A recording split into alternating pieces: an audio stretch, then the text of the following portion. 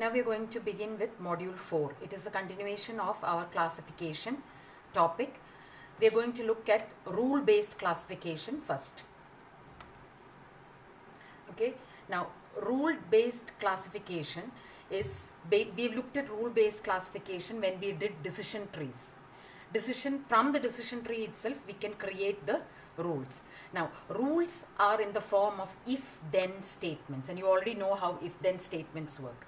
Okay, now an example is given over here. If age is equal to youth and student is equal to yes, then buys computer is equal to yes. Okay, now the condition part is called the rule antecedent or the precondition. This must be satisfied for the prediction to be this class. Okay, so the condition part is called rule antecedent or precondition, and the then part, the result part, is the rule consequent. Okay, now instead of writing it as if-then statements, we can also write it in this form. That means as an equation. On the left hand side of the arrow you have the antecedent, and on the right hand side you have the consequent. If the rule antecedent is true, if this part is true, the left hand side is true, then the rule is satisfied, or this rule covers a particular tuple. Okay, now how do you assess the goodness of a rule? The goodness of a rule is assessed by coverage and accuracy. The formula for coverage is coverage of R is equal to n covers. N covers is the number of tuples for which the antecedent is satisfied, divided by the total number of tuples in the data set. That is coverage. So if you look at age is equal to youth and student is equal to yes, you will look at the attributes where age is youth and student is yes, and count the number of tuples in which this is satisfied. That is n covers. And the total number of tuples in your data set is the absolute value of D.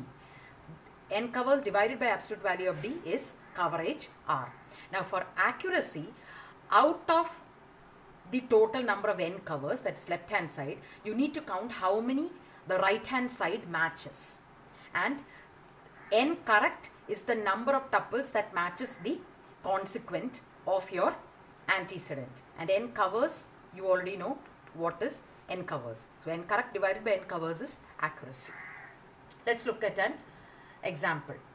Okay, we have the rule, if age is equal to youth and student is equal to yes, then buys computer is equal to yes. Calculate coverage R1.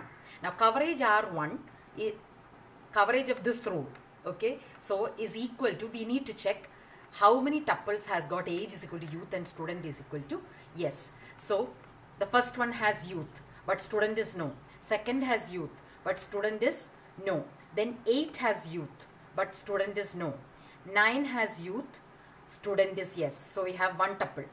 Another 11 has youth but and student is yes. So we have 2 tuples out of the 14 tuples.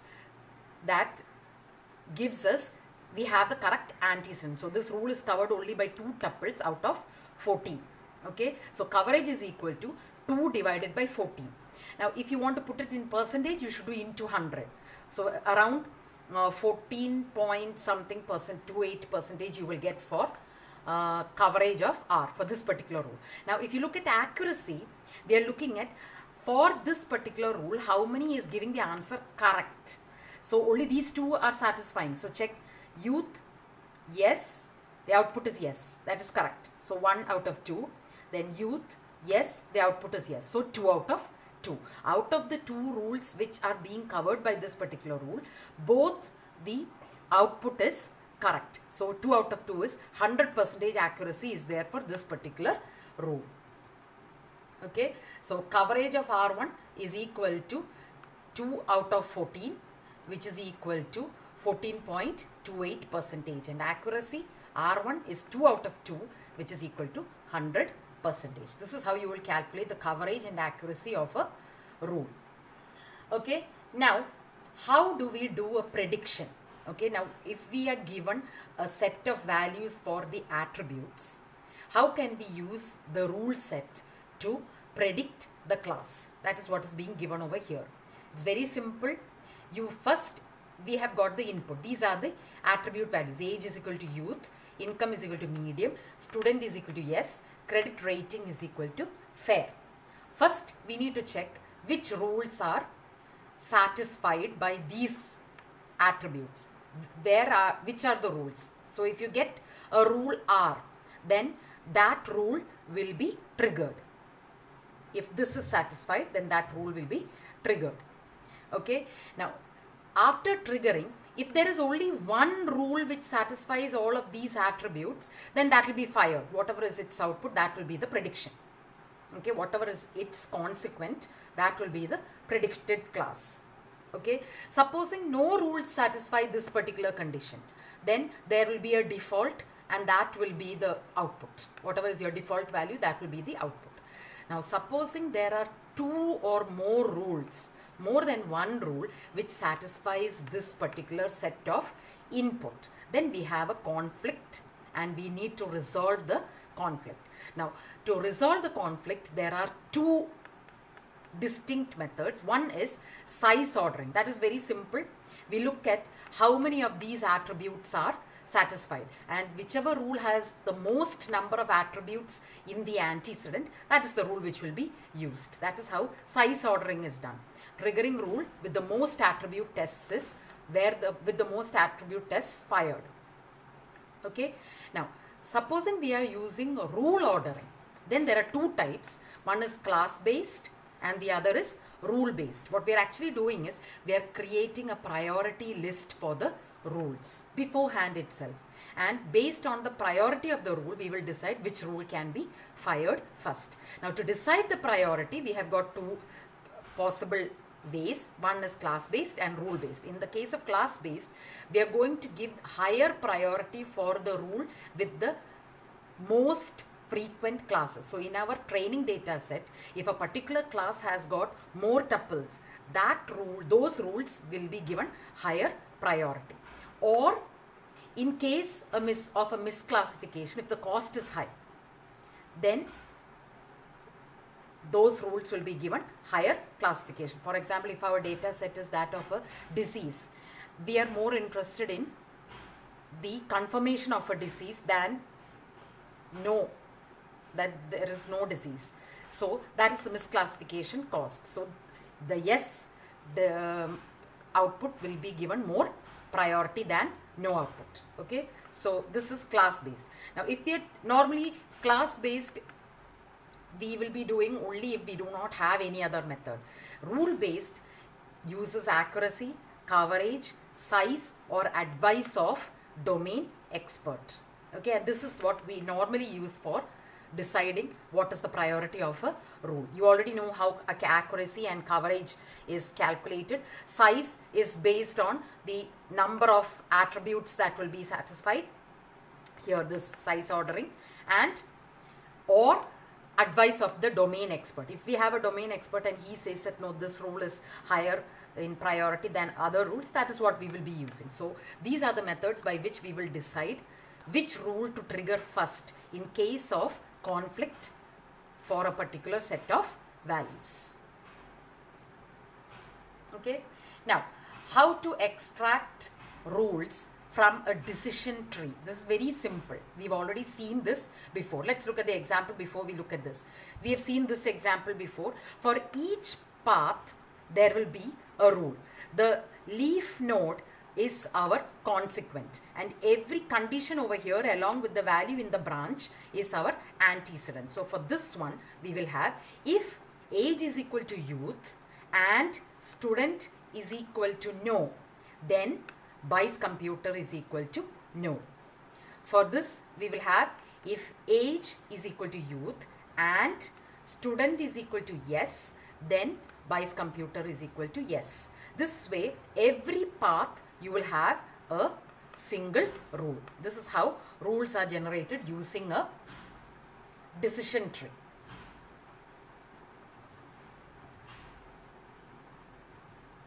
Okay, so let's look at this. There are two parts in a rule, antecedent and consequent. For the antecedent, one rule is created from each path from the root to a leaf node. each splitting criteria along a given path is logically ANDed. So if there is more than one splitting criteria, then they will all be ANDed, and this is the if part. Okay, for the consequent, the leaf node holds the class prediction, and that is the then part. Okay, rules in this way, if we extract rules, there is no conflict and it is exhaustive. There is no default needed. All the different paths will be met in this particular way in which we extract decision trees. But extracting rules from decision trees is not the only method. We can extract rules from the training data set also. So we are going to, this is easy. We are going to look at how we can extract rules directly from the training data set without creating a decision tree. Okay, so this is called the sequential covering algorithm. Sequential covering algorithm. All the different types of data in the training data set must be covered by the rule set which is the output of the algorithm. Okay, now at one time we will be learning one rule only. And how do we learn the rule? This is the method. Okay, rules are learned one at a time. So after each iteration of the algorithm, you will have one rule. Each time a rule is learned, the tuples covered by the rule are removed. So once a rule is learned for a particular set of tuples, those tuples will be removed and the rest of the data will be considered for the next rule. And this keeps happening until there are no more tuples in the data set. Okay, now the algorithms that use the sequential covering algorithm are AQ algorithm, CN2 algorithm and Ripper algorithm. Okay, these are the algorithms that use. Now AQ algorithm is has got quasi-optimal algorithm. This is quasi-optimal algorithm. It's not really optimal. It is sensitive to outliers and noise. So this algorithm is modified slightly using a neural network. That is the CN2 algorithm. Okay, in the CN2 algorithm, it is able to handle both noise and outliers also. And then you have got another algorithm called the Ripper algorithm. All of them use the sequential covering algorithm, but in slightly modified. That is, the way the rule is learned is slightly different. Okay, so we are learning the general sequential covering algorithm, not any particular of the algorithm. Now, we've already looked at this. As input, we have got a data set D, and we have got the attribute values, the set of all attributes and their possible values. So we have got a table with all the data. The output is the if-then rules, all the if-then rules possible for this particular set of data. To begin with, the rule set is empty. Then we begin the process. For each class C, do repeat. We are taking each class at a time. So for our example, we have a yes and we have a no. Okay, so we will take yes. After taking yes, we will repeat rule is equal to learn one rule. So give the data, the attribute values and yes. Okay, using only those tuples, we will learn one rule. And whichever tuples are covered by the rule that is learned, that is removed from D, and this rule is added to the rule set. So now it is no longer empty, there is one rule there. Okay. Then we are repeating this until terminating condition. So what is our terminating condition? Terminating condition is that this D should be empty. Okay. So if the rule covers all the yes in the data set, then there will be only one rule. Otherwise, those tuples will be removed. And if there is more, then again we are doing learn another rule with the given attribute values and yes. And that will be added to the set until this particular D is empty. Okay, if it becomes empty, then again we are going to take the yes part is over, so we will take the next class, which is no. In that way, all the classes inside the data set will be gone through, and then the D must become empty. When D becomes empty, then we'll come out of the rule, out of the for, and we will return the rule set. This is the general sequential covering algorithm. One by one in sequence, the classes are taken and the rules covering those particular classes are generated and put into the rule set, and we have the output which is the set of decision rules. Okay, now look, this is a diagrammatic representation. We always start in the rule generation with a general rule. So we are starting with the class only. So we have, if we don't know what this is, then loan decision is equal to accept. We have only accept. Okay, so now we are looking at the data set with the output accept only. We do not have the not accept part over here. Okay, and then we are looking at one attribute at a time. So we have, if loan term is equal to short, do we have accept there? Probably there is. So because it's not only dependent on the loan term, it's dependent upon many things. So the first section, if loan term is equal to short, then loan decision is equal to accept. If loan term is equal to long, then loan decision is equal to accept. That means whether the loan is short or long, there are decisions which are accept. That's all that it means over here. Okay. Then here, if income is equal to high, then loan decision is accept. If income is equal to medium, then loan decision is equal to accept. In that way, all the tuples with the different attributes of different values which has got accept as output, all that will come in the first section of our tree generation.